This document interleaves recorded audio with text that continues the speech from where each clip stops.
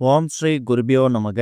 ஓம் ஸ்ரீ மகா பெரியவா சரணம். ஞாயிற்றுக்கிழமை நாளைய தினம் ஜூன் 1ஆம் தேதி, மாதத்தோட முதல் நாள். அதைவிட முக்கியமானது சஷ்டி விரதம். இப்ப நாம சொல்லக்கூடிய இந்த ஒரே ஒரு கட்டை உங்க கையில இருந்தா போதும், பணத்தை காந்தம் போல உங்கள் பக்கம் ஈர்க்க முடியும். அது என்ன கட்டை, அதை எப்படி பயன்படுத்தணும் பார்க்கறதுக்கு முன்னாடி நம்மளோட வீடியோஸை இப்பதான் நீங்க ஃபர்ஸ்ட் டைம் பாக்குறீங்கன்னா மறக்காம சப்ஸ்கிரைப் பண்ணிக்கோங்க.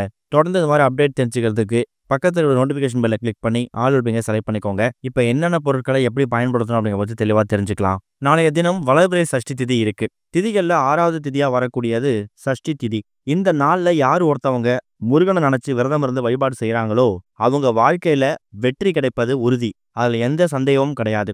இந்த ஒரு வளர்பிறை சஷ்டி திதியில மேலும் என்ன சிறப்பு இருக்கு அப்படிங்கிறத நம்ம தெரிஞ்சுக்கணும். இந்த நாள்ல செல்வ வளம் உயர, அதிர்ஷ்ட காற்று உங்கள் பக்கம் வீச நீங்க முருகன் வழிபாடு செய்யறது ரொம்ப ரொம்ப விசேஷம். அதுலயும் கூடுதல் சிறப்பா ஜூன் 1ஆம் தேதி மாதத்தோட முதல் நாள் இந்த ஒரு வளர்பிறை சஷ்டி வந்திருக்கிறதுக்கு நாம கொடுத்து வச்சிருக்கணும். பொதுவா தமிழ் மாதத்தோட முதல் நாள் தான் நம்ம முக்கியத்துவம் கொடுப்போம். ஆனா மாதம் மாதம் சம்பளம் வரக்கூடியது, உத்தியோகம் பார்க்கக்கூடிய இடத்துல ஊதியம் வரக்கூடியது, இது எல்லாமே ஆங்கில மாதத்தோட முதல் நாள் தான். அப்ப ஜூன் 1ஆம் தேதி, அதாவது மாதத்தோட 1ஆம் தேதி பிறந்தாலே ஒரு 5-6 நாட்களுக்குள்ள எல்லோருக்கும் சம்பளம் வந்துடும். அந்த அளவுக்கு ஆங்கில மாதத்தோட முதல் நாளுக்கும் நம்ம முக்கியத்துவம் கொடுக்கணும். அப்படிப்பட்ட நல்ல நாள்ல முருகப்பெருமானுக்கு உரிய நம்மளோட செல்வ வளங்களை வளர்த்துக்கிறதுக்கான வழிமுறை ஏற்படுத்தக்கூடிய சஷ்டி விரதம் வந்திருக்கிறது கூடுதல் விசேஷம். குழந்தை பாக்கியம் இல்லாதவங்க, திருமணத்தோட இருக்கக்கூடியவங்க, சரியான வேலை அமையாதவங்க, இப்படி எல்லாருமே சஷ்டி விரதம் இருக்கலாம். சஷ்டியில் இருந்தால் அகப்பையில் வரும் அப்படிங்கிறது பழமொழி. அதாவது சஷ்டியில் விரதம் இருந்தால் குழந்தை பாக்கியம் கிடைக்கும் அப்படிங்கிறது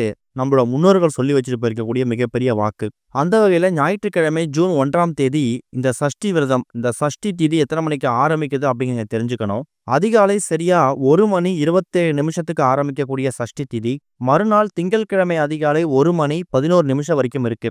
ஆக மொத்தத்துல நமக்கு ஞாயிற்றுக்கிழமை நாளைக்கு நாள் முழுக்க நமக்கு சஷ்டி திதி தான். சாயந்தரம் 4:06 ராகு காலம், 12:01 யமகண்டம். இந்த 2 நேரத்தை தவிர மற்ற நேரத்துல தாராளமா முருகப்பெருமான் வழிபாட்டுக்கு நீங்க நேரத்தை ஒதுக்கி சஷ்டிக்கான வழிபாடை முடிச்சுக்கலாம். முடிஞ்சா உங்க வீடு பக்கத்தோடைய கோவிலுக்கு போங்க. மாலை 6 மணிக்கு மேல முருகப்பெருமான் கோவிலுக்கு போயிட்டு உங்க குடும்பத்துல 10 நபர்கள் இருக்கீங்கன்னா அந்த 10 நபர்கள்ல ஒரே ஒரு நபர் உங்க ஒட்டுமொத்த குடும்பத்துக்காகவும் ஒரே ஒரு நெய் தீபத்தை முருகப்பெருமானுக்காக ஏத்திட்டு வாங்க. அதே மாதிரி இந்த ஜூன் 1ஆம் தேதி மாதத்தோட முதல் நாள், அதே மாதிரி ஞாயிற்றுக்கிழமையில வந்திருக்கிறது ரொம்ப விசேஷம். ஞாயிற்றுக்கிழமை அப்படிங்கிறது யாருக்கு உகந்தது? சூரிய பகவான். சூரிய பகவான் அப்படிங்கிறவரு நம்மளோட உடல் சம்பந்தப்பட்ட பிரச்சனை, தீராத வியாதி, இது எல்லாத்துக்கும் முக்கியமான ஆளா இருக்கக்கூடியவர்.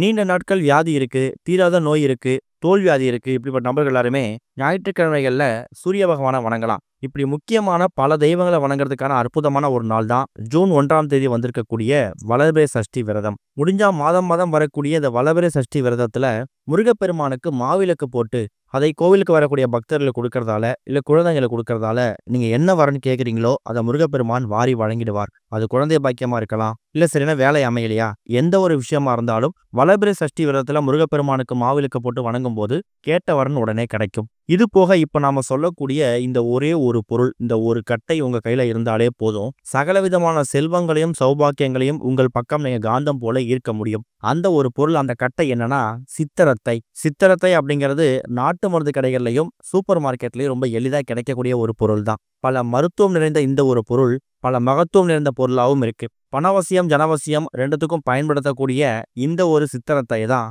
இப்ப நாம சொல்லக்கூடிய இந்த வழிபாட்டுக்கு பயன்படுத்த போறோம். நாட்டு மருந்து கடைகள்ல நிச்சயம் கிடைக்கும், விலையும் ரொம்ப கம்மி தான். அப்பேற்பட்ட மகத்துவம் நிறைந்த இந்த ஒரு சித்திரத்தைய வாங்கிட்டு வந்து பத்திரப்படுத்தி வச்சுக்கோங்க.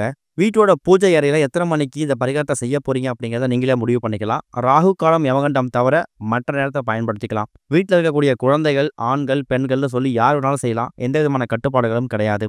ஆனா இந்த சித்திரத்தையை பயன்படுத்தும் போது அதுக்குள்ள நீங்க ஒரே ஒரு ரூபாய் நோட்டை வைக்கணும். அந்த ரூபாய் நோட்டு எவ்வளவு ரூபாய் நோட்டு அப்படிங்கிறத நீங்க முடிவு பண்ணிக்கோங்க. ஒருவேளை இந்த பரிகாரத்துக்கு நீங்க ஒரு ரூபாய் நோட்டை பயன்படுத்துறீங்கன்னா அதுக்கப்புறம் இந்த ரூபாய் நோட்டை நீங்க செலவு பண்ண முடியாது.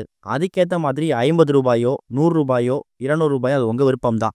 500 ரூபாய் கூட வைக்க முடியும் அப்படின்னாலும் தாராளமா வச்சுக்கலாம். ரூபாய் நோட்டோட மதிப்பு அதிகமாக வைக்கிறதால பலன் அதிகமாக கிடைக்குமா அப்படின்னு கேட்டிங்கன்னா அப்படி கிடையாது.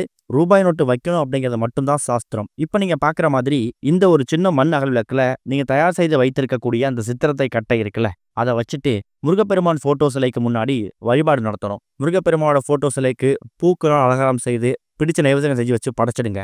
அதுக்கப்புறம் கிண்ணத்துல நீங்க வைத்திருக்கக்கூடிய அந்த சித்திரத்தை இருக்குல்ல, அத நீங்க கிண்ணத்தோட எடுத்தாலும் சரி, இல்ல உங்க கையில அந்த சித்திரத்தைய கொட்டிக்கிட்டாலும் சரி, கையில இறுக்கமா மூடிக்கிட்டு, எங்க வீட்டுக்குள்ள பணம் வசியமாகணும். மாதத்தோட முதல் நாள் ஞாயிற்றுக்கிழமை இந்த மாதம் வந்திருக்கக்கூடிய இந்த ஒரு வளர்பிறை சஷ்டி விரதத்துல முருகப்பெருமானாக இருக்கக்கூடிய உங்களை வணங்குறோம். இந்த சித்திரத்தை எங்கள் பக்கம் பணத்தை காந்தம் போல ஈர்க்கணும், செல்வ வளத்தை எங்கள் பக்கம் ஈர்த்து கொடுக்கணும்னு அந்த சித்திரத்தை கையில இறுக்கமா மூடிக்கிட்டு முருகப்பெருமானை பிரார்த்தனை பண்ணிட்டு, அதுக்கப்புறம் இந்த சின்ன கிண்ணத்து மேலேயே மறுபடியும் சித்திரத்தைய வச்சிடுங்க. இந்த வழிபாடை முடிச்சதுக்கு அப்புறம் நீங்க தயார் செய்து எடுத்து வச்சிருக்கக்கூடிய இந்த ரூபாய் நோட்டு இருக்குல்ல, அந்த ரூபாய் நோட்டு கூட நீங்க கையில வச்சு பூஜை பண்ண அந்த சித்திரத்தைய ஒன்னா சேர்த்து, இல்ல அந்த ரூபாய் நோட்டை சுருட்டி அது கூட சித்திரத்தைய வச்சு நூலை வச்சு கட்டிடுங்க. அதாவது ரூபாய் நோட்டை சுருட்டிக்கணும். அதுக்கப்புறமா நீங்க கையில வச்சு பூஜை பண்ணீங்கல்ல அந்த சித்திரத்தை, அதுல ஏதாவது ஒரு சித்திரத்தை எடுத்துக்கோங்க. அதை எடுத்து ரூபாய் நோட்ல நூலை வச்சு நல்லா டைட்டா கட்டிட்டு, இதை நீங்க பணப்புழக்கம் அதிகமா இருக்கக்கூடிய இடத்துல வச்சுக்கலாம். ஒருவேளை வீட்டில் ஒரு 2-3 இடத்துல வைக்கணும் அப்படின்னு ஆசைப்படுறீங்கன்னா 2-3 சித்திரத்தையும் 2-3 ரூபாய் நோட்டு எடுத்துக்கலாம். இப்போ உதாரணத்துக்கு 10 ரூபாய் நோட்டு ஒரு 3 எடுத்துக்கோங்க, 3 சித்திரத்தை எடுத்துக்கோங்க. 3ஐயும் பூஜை பண்ணிட்டு அந்த 3 10 ரூபாய் நோட்டு கூட தனித்தனியாக சித்திரத்தை நூலை வச்சு கட்டிட்டு, உங்கள் வீட்டோட பீரோ, லாக்கர், கல்லாப்பெட்டி, அதே மாதிரி லேடிஸாக இருக்க பட்சத்தில் அவங்க பயன்படுத்தக்கூடிய ஹேண்ட்பேக், இந்த மாதிரி இடங்கள்ல தனித்தனியாக போட்டு வச்சுக்கலாம். இல்லை ஒன்று மட்டும் போதும் அப்படின்னு நினைக்கிறவங்க ஒரே ஒரு சித்திரத்தை மட்டும் தயார் செய்து எந்த இடத்துல வைக்கணும் ஆசைப்படுறீங்களோ அந்த இடத்துல பத்திரப்படுத்தி வச்சுக்கோங்க. ஜூன் 1ஆம் தேதி மாதத்தோட முதல் நாள் வளர்பிறை சஷ்டி விரதம் அன்னைக்கு தயார் செய்து வைக்கிறீங்கன்னா, மாதத்துக்கு ஒரு முறை இல்ல 2 மாதத்துக்கு ஒரு முறை மட்டும் அந்த சித்திரத்தை, அந்த பழைய சித்திரத்தைய தண்ணியில விட்டுட்டு மறுபடியும் புதுசா சித்திரத்தைய நீங்க புதுப்பிக்கணும். ஏன்னா நம்ம தாந்திரிக முறைகளுக்கு பயன்படுத்தக்கூடிய பொருளோட சக்தி அப்படிங்கிறது கொஞ்ச நாட்கள்ல குறைஞ்சிடும். அதை மறுபடியும் நம்ம புதுப்பிக்கணும். உதாரணத்துக்கு இந்த ஜூன் மாசத்துல வரக்கூடிய இந்த வளர்பிறை சஷ்டி விரதத்துல நீங்க தயார் செய்து வைக்கிறீங்கன்னா, சரியா 2 மாதம் கழித்து ஜூலை மாதத்துக்கு பிறகு இல்ல ஆகஸ்ட் மாதம் வரக்கூடிய வளர்பிறை சஷ்டி விரதத்துல மறுபடியும் இதே மாதிரி சித்திரத்தை தயார் செய்து எடுத்த இடத்துல வச்சிடுங்க. பழைய சித்திரத்தையே தண்ணியில விட்டுருங்க. அவ்வளவுதான். பார்க்கறதுக்கு ரொம்ப ரொம்ப எளிமையான விஷயம் மாதிரி தெரியும். இந்த ஒரு பரிகாரத்தை பண்றதால பணம் உங்கள் பக்கம் வசியமாகும். நினைத்த பணம் கைக்கு வரும். அதை விட முக்கியமானது உத்தியோக உயர்வு, ஊதிய உயர்வு, இது எல்லாமே கொஞ்சம் மேலோங்கி இருக்கும். சில வீடுகளில் வாங்கின சம்பளம் சரியா வீடு வராது. வரக்கூடிய சம்பளம் பாதி வழியில வீண் செலவாகும். இல்லைன்னா வட்டி கட்டியே வாழ்க்கை போகுது அப்படின்னு நினைக்கிறவங்க எல்லாருக்குமே இப்போ நான் சொல்லிக்கக்கூடிய பரிகாரம் ரொம்ப கை கொடுக்கக்கூடிய பரிகாரம். இதுக்கு நீங்க செலவு பண்ணக்கூடிய நேரமும் செலவு பண்ணக்கூடிய தொகையும் ரொம்ப கம்மி தான். இது மூலயமா ஒரு 1000 ரூபாய் லாபம் கிடைச்சாலும் அது உங்களை மட்டும்தான் சேரப்போகுது அப்படிங்கிறத நீங்க மறந்துடக்கூடாது. வளர்பிறை சஷ்டி மாதிரி ஒரு நாள் மாதத்தோட முதல் நாள் வந்திருக்கிறது ரொம்ப விசேஷம். இதே மாதிரி எல்லா மாதமும் மாதத்தோட முதல் நாள் வளர்பிறை சஷ்டி விரதம் வருமா அப்படின்னு கேட்டீங்கன்னா அது கேள்விக்குறி தான். இந்த மாதம் வந்திருக்கு, அதை பயன்படுத்திக்கோங்க. எக்காரணத்தை கொண்டும் கோவிலுக்கு போறதுக்கு மறக்காதீங்க. கோவிலுக்கு போகிற பட்சத்துல முருகப்பெருமானுக்கும் குடும்ப சேர்ந்த நபர்களுக்கும் அர்ச்சனை பண்ணுங்க. விளக்க போட்டு வீட்டுக்கு வாங்க. அதுக்கப்புறம் மாலை ஒரு 6-7 மணிக்கு மேல கூட இப்ப நான் சொல்லக்கூடிய இந்த வழிபாட்டு முறையை வீட்டுல செய்யலாம். நம்பிக்கையோட பண்ணுங்க, நல்லபடியா நடக்கும். ஓம் ஸ்ரீ குருபியோ நமக. ஓம் ஸ்ரீ மகா பெரியவா சரணம்.